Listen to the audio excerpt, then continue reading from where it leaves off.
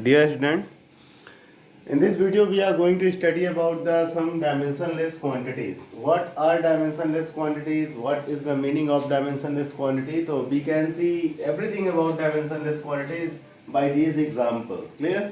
So on coming to the first quantity, that is your refractive index. It is studied by you in the last year. You know that what is refractive index? Refractive index is said to be the speed of light in air to the speed of light in medium. Clear? That is your C upon V. And you know that speed of light in air is how much? It's your 3 into 10 to the power 8 meter per second. Clear? So, if somebody asks you what is the dimension of refractive index, so before writing the dimension, we have to write the formula of that physical quantity and put the dimensions of each and every variables coming on the formula, and then after collecting it, we can write the dimension of this one. If anybody asks you what is the dimension of refractive index, so firstly I have to put the formula of the refractive index, and then in the formula here the C and V are coming. So the C is the speed, V is the speed. Whatever be the unit of C, that unit will be your V. It means whatever be the dimension of C, the dimension of V will be same. So for calculating the dimension of refractive index, the dimension of C is how much? It's your LT minus 1, because C is the type of velocity or C is the type of speed, or speed of velocity dimension I have told you in the last video. Clear? And on coming to the V is again a speed, that is your LT minus 1. So LT minus 1 will cancel from LT minus 1. What you get? You get 1. But the correct way to write the 1 is that is your M0, L0 and T to the power 0. Clear? So 1, if you are getting the dimension of any quantity as 1, because it is the ratio of the two same physical quantities. So the dimensions of each physical quantities will cancel to each other and you get 1. But in the case of dimension, you are not allowed to write 1. So this is the way to write the 1. Why it is 1? Because m to the power 0, l to the power 0, t to the power 0, and you know that anything to the power 0 is always a 1. Clear? So this is the dimension of this one. What is dimensionless quantities? The quantities having dimensions in the form of m to the power 0, l to the power 0 and t to the power 0 are called dimensionless quantities. Clear? On coming to the next one, relative density. Clear? Density का symbol होता है rho. So relative density is again the ratio of two similar quantities. That is what? Relative density is what? It is the density of substance to the density of water. Clear? Density of substance to the density of water. The density is coming on the numerator as well as density is coming on the denominator. Where whatever it is the density of substance, it is the density of water, no matter. ऊपर भी density है, नीचे भी density है, दोनों एक दूसरे की डायमेंशंस को कैंसिल कर देंगे और आंसर कितना आएगा? m0, l0, t0. तो कैसे आएगा ये भाई? ऊपर वाली डेंसिटी जो भी होगी इसकी यूनिट डायमेंशन क्या होगी आपकी? ये that is your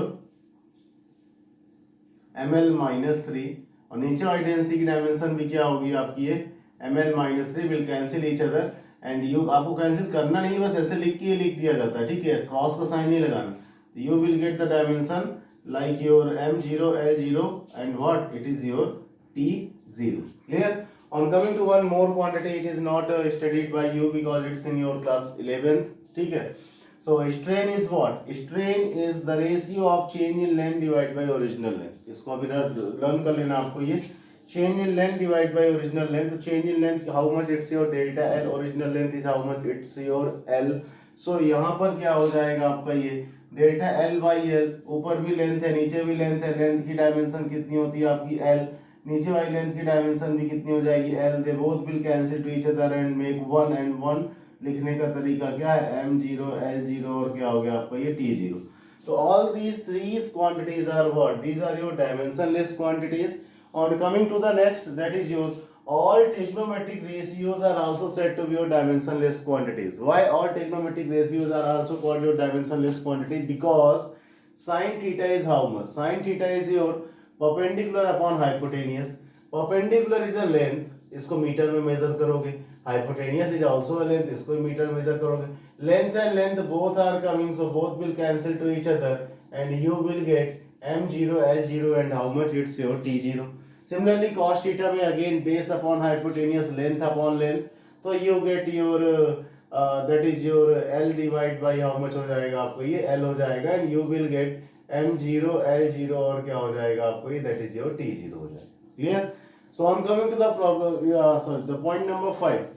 physical quantities containing suffix as number. एक ऐसी फिजिकल क्वांटिटी जिनके लास्ट में नंबर लग जाए, तो वो सारी क्वांटिटीज कैसी होती हैं आपकी? ये डायमेंशनलेस क्वांटिटीज होती हैं। जैसे यहाँ पर ये Reynolds number, Weber number, WAVER, Weber number, Froude number, FROUD, Froude number, Nusselt number, NUSSET, Nusselt number, etcetera.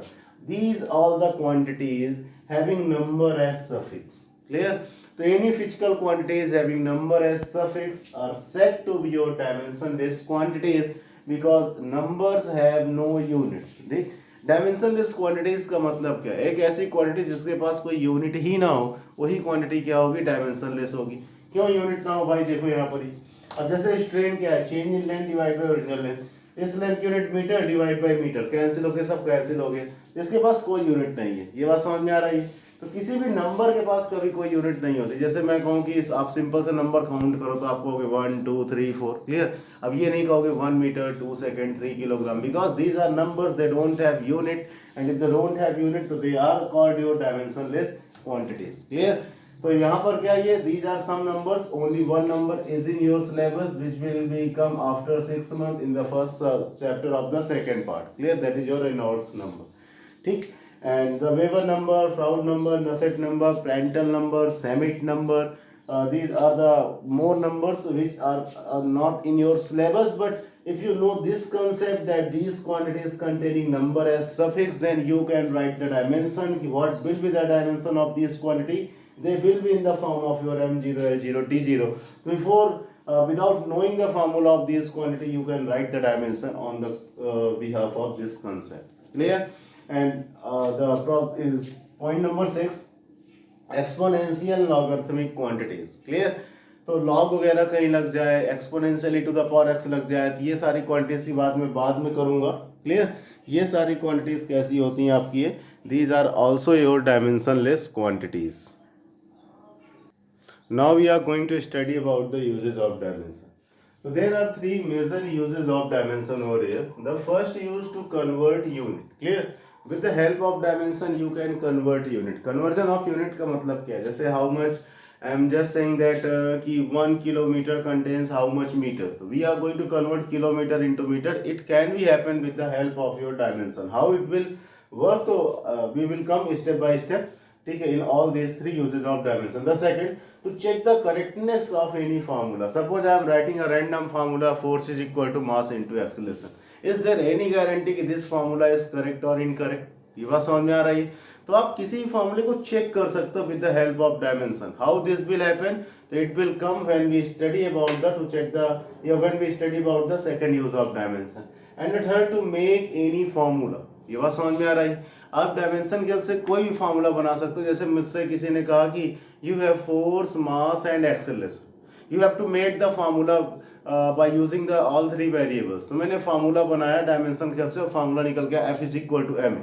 ये फार्मूला निकल नहीं आया कि M is equal to F है, ये फार्मूला निकल नहीं आया कि A is equal to F है। F is equal to M ही आया, जो कि उस फार्मूले का क्या है? Correct form. ये बात समझ में आ रही है? तो कैसे डायमेंशन की हेल्प से अपन वेरिएबल्स को लेकर फार्मूला बना सकते हैं, कैसे डायमेंशन से अपन यूनिट कन्वर्जन कर सकते हैं, और कैसे डायमेंशन से अपन किसी भी फार्मूले को क्या कर सकते हैं? चेक कर सकते हैं। We are going to the first use of dimension, कि by using the dimension we are going to study about to convert the unit. ये बात समझ में आ रही है? तो फर्स्ट हेडिंग क्या रहेगी ये, कि to convert unit by using dimension. So on coming to the first use of dimension, and that is your to convert unit. So for conversion of one unit into another unit by using dimension, you have to use one formula, and the formula is how much? It's your N1 U1 is equal to N2 U2. Clear? What is the meaning of N1? What is the meaning of U1? What is the meaning of U2? And what is U2? तो यहाँ पर देखो ध्यान से आप, N1 is what? N1 is said to be the magnitude of known quantity. बस पहले इतना देखते जाओ। N2 क्या है? Magnitude of unknown quantity। और इस फॉर्मूले से हमको हमेशा N2 ही निकालना। क्लियर? U1 क्या है? Dimension of known quantity. U2 क्या है? Dimension of unknown quantity. ये सब क्या है पता नहीं, अभी थोड़ी देर में देख रहे हैं। हमें यहाँ से N2 ही निकालना पड़ेगा, क्योंकि N2 यहाँ पर कैसा है? आपका अननोन क्वांटिटी का मैग्नीट्यूड है। तो N2 इज इक्वल टू कितना हो जाएगा? N1। यहाँ से N2 is equal to N1 था, U2 से डिवाइड कर दो, U1 डिवाइड बाई क्या हो जाएगा? आपको U2 हो जाएगा। If we come on the unit system, so we have three unit system, that is your MKS, CGS and FPS. Clear?